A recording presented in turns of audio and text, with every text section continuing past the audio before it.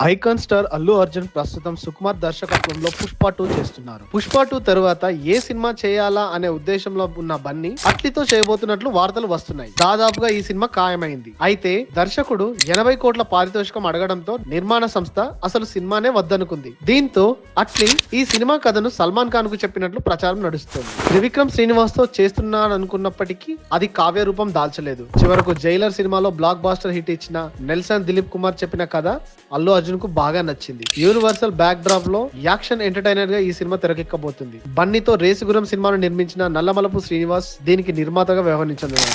ఈ సినిమా ఎప్పుడు ప్రారంభమయ్యేది త్వరలోనే తెలుపబోతున్నారు.